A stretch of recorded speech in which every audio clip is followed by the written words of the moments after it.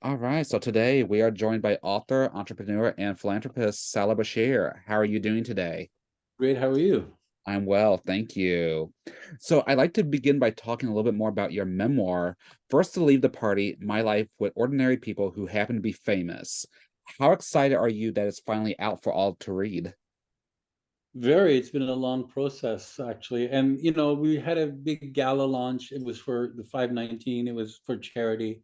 Mhm. And Margaret Atwood called the book memoir-ish. Memoir-ish. Okay. Yeah, she said no one's done it by focusing light on somebody else, but sneaking everything in about them throughout Mhm. every chapter. So my memoir-ish is finally out. Awesome. So what inspired you to write this book, and what have you personally gained from this experience?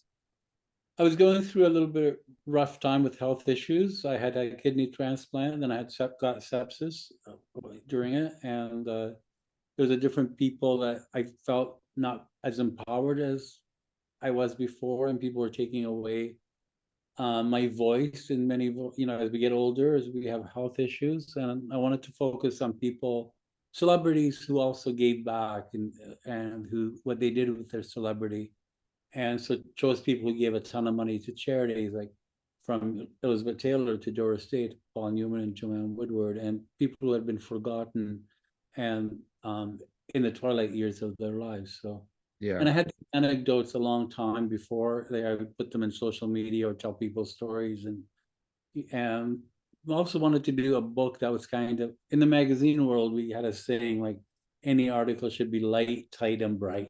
Yeah. And so if you're sitting in a doctor's office or sitting anywhere that you could read a chapter and you don't have to go much further.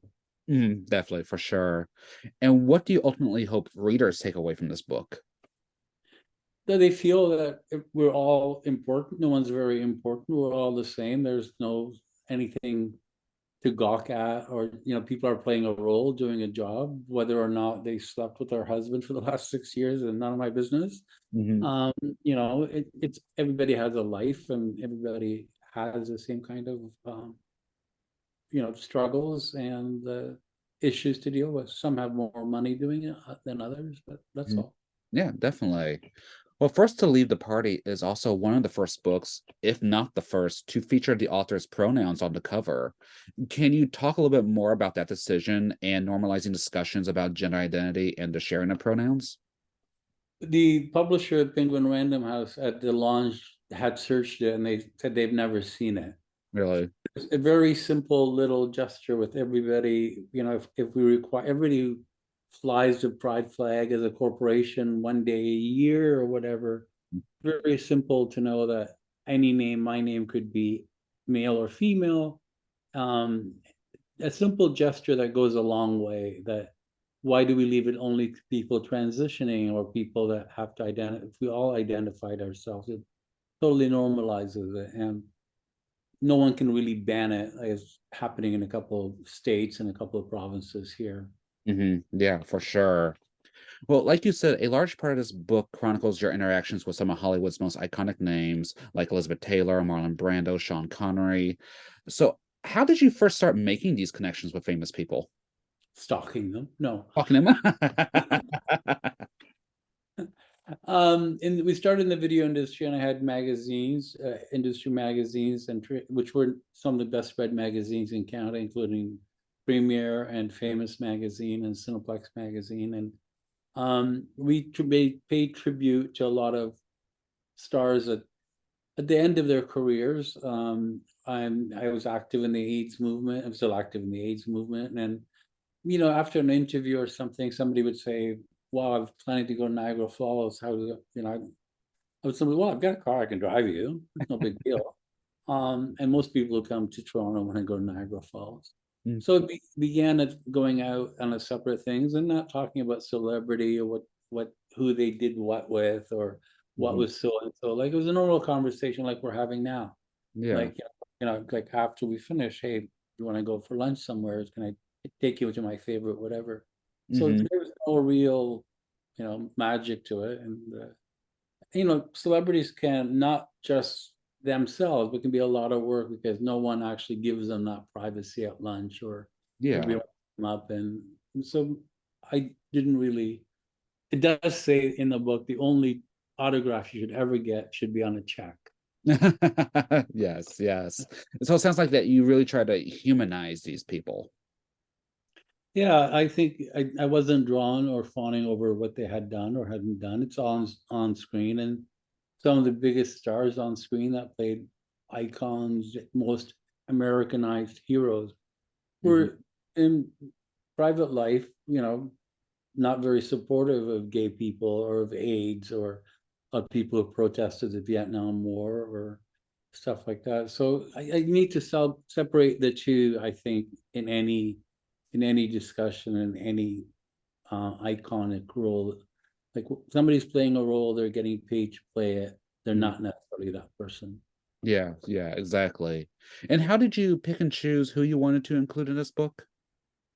Well, it's we I wrote the book with a friend, Jamie Bernard, who's a Mhm. film critic for the New York for the New York Times, not New York Times, New York Daily News and New York Post. And we began writing different anecdotes that we knew together and started, and there were people I definitely wanted to cover. Okay. And we had a limit of 336 pages. And once we didn't think we'd get there. Once we got there, it's like, oh wow, we need to go back and write more about Eartha Kitt. That could have been a whole book, or Ella could have been a whole book, or Aretha could have been a whole book, or Doris Day, what she did. And but we decided it was, as great anecdotes and weaving in my story was the best way to do it. Hmm. And there were people left out, but I think the book as a whole tells the journey of different people and their struggles to stay alive and stay relevant and to Yeah. make a difference in society. For sure. Now, the big one I've seen mentioned in the many other interviews is the one about Elizabeth Taylor coming over to try on your jewelry. So, what did she choose? What was that like? Well, it's kind of like people do it now. Ordinary friends want to come over and bring a bottle of something or whatever, but you open the safe. I had an interview today, and I wore a ton of pearls and stuff like that, and the person said, I was going to ask you about, but then I could see, I'm not going to ask you that question because I could see why they would want to. And, but, Elizabeth was in Toronto in 1982 filming a film with Carol Burnett. She was a little overweight. She had been dismissed a lot. But most people don't know. I mean, everybody talks about her 8 marriages, is how intelligent and keen she was. Yeah. She knew her art well, very well. Her dad was an art dealer. He had Greta Garbo as a customer. Hmm. He had a gallery in the Beverly Hills Hotel, and she was in constant pain because of all the surgeries and everything. And she was remarkable. And her again as well set up a foundation, an AIDS foundation, um, that given hundreds of millions of dollars Hmm. um, to different charities and to AIDS charities. She Yeah. had a great line, I got to tell you those. She said, if you thought somebody was gay, you put them in a film with me. So she mentioned James Dean, Lawrence Harvey, Mark Hudson, Sal Mineo, Montgomery Clift. Said the old Hollywood thing is that I was the beard. The How beer. could how could they kiss Elizabeth Taylor and be gay? Yes, yes, exactly. So, in writing this book or this memoir-ish, what is something you learned about yourself throughout the writing process? I wanted to write it more about resilience, about putting up with different things, about surviving, also Mhm. telling my younger nieces and nephews and everyone, a younger generation, that to never give up. Really, my nephew has this thing that he says, never give up, and seek allies, seek people that you can help you get over through whatever you're feeling, whether you're feeling sidelined or dismissed or ghosted or any of those things. Seek your allies and set up your boundaries. And if things are going on at work or other places, make sure that you empower other people to help you as well. And you don't have to do it on your own. And Exactly. certain things in there that sorry about that.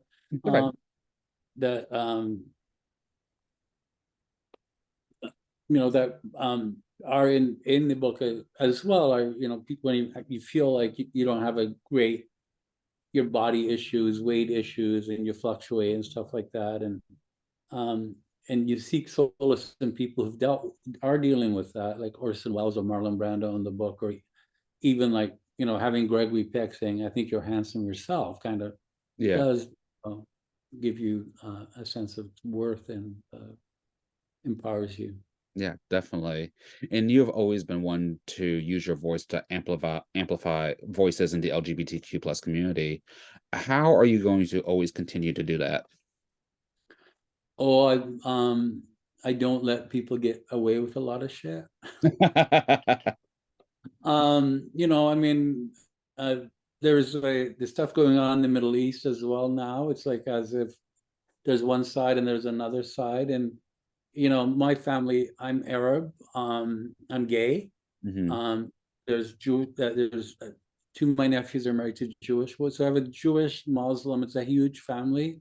And Hmm. you sometimes forget that there's gay people there being prosecuted as well. And Yeah. calling for peace and calling people out, like for a ceasefire, and calling for helping rainbow refugees come to Canada, working in the Middle East, working here.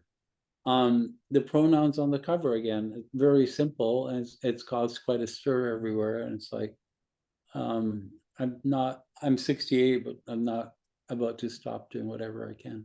Good, good. So, as a philanthropist and entrepreneur, what would you say is the most rewarding part about your work?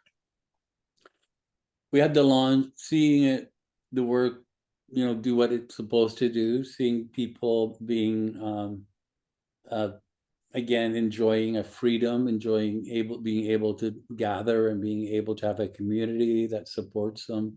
Yeah. Um, and 519 Community Center here is 50 years old next year. It's been active with refugees, with transition programs. It's one of the foremost queer centers in the world. And we had the launch there as a fundraiser. I got 200 people to pay $1,000 each to come for Yeah. my book. And but seeing the staff going in, I was walking with a cane because but seeing all the staff and their faces meeting me for the first time, it feels great. And then even people reaching out, even if I just connect somebody with, here, Rainbow Railroad can help you here, or Human Rights Watch can help here, or just being a facilitator is still a great joy to me. Definitely, for sure. And additionally, you're also an avid art collector with over 3,000 pieces from Canadian artists. So, how did that begin for you? Not just Canadian, actually international artists. Okay, Okay, international as well. Okay. yeah, no, because we have quite a Warhol, and I knew Keith Haring in the early '80s. I had a fling with Keith, and nothing big. Uh, who doesn't? Do tell, do tell. Oh no, you have to read the book.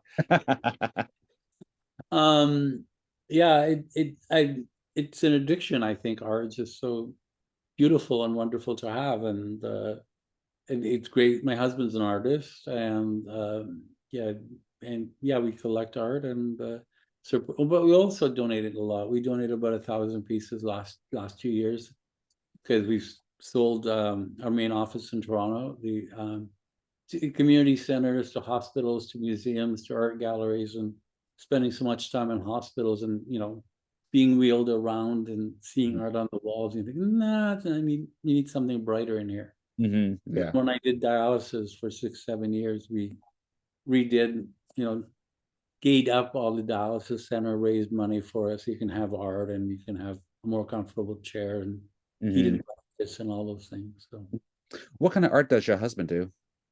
he does sculpture. His name is Jacob Yerricks. He does sculpture. He does graphic arts. He was a scenic designer on Degrassi when Drake was an actor there Oh, okay.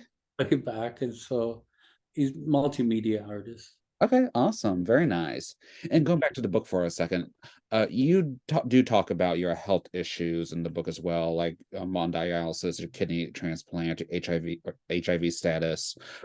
Was it at all difficult for you to open up about these very personal issues for you? I thought it was time, in a sense. I mean, none of it has been really a secret. I mean, Okay. dialysis, obviously, and the health issues, all my friends knew about. I kept the HIV to not myself, but to a community group of people. I mean, obviously, you have to Mhm. have dialysis and whatever. You do tell people your HIV status, but there's a lot of people in that world fighting that battle. And even though I've been involved in it since, the mid 80s, Yeah. it wasn't, I didn't necessarily be the HIV status guy. Hmm. I started a Canadian Foundation for AIDS research here, was active with ACT UP and AMFAR in the US. And so it was just another thing on top of everything else. Okay. Okay, perfect. Well, what are some future goals you hope to accomplish with your career and platform? I continue the course. I think that's, we're talking about a second book completely different, but now, and I'm going to do a bunch of publicity for this one. And there's some speaking engagements. And I remember I'd spoken a lot to younger students and been around. And so I'd like to speak more and continue what I'm doing. Okay, perfect. Well, how can one stay up to date with you the best? There's a website called salahbachir.com. I'm on social, but not as active as Pasha Bashir. But yeah, so but I think salahbashir.com would be the best way. Okay, perfect. Then before we wrap up, are there any other upcoming projects or anything else you would like to mention or plug at this time? Not right now, but I'll come back on if will have me and plug something else. All right, fantastic.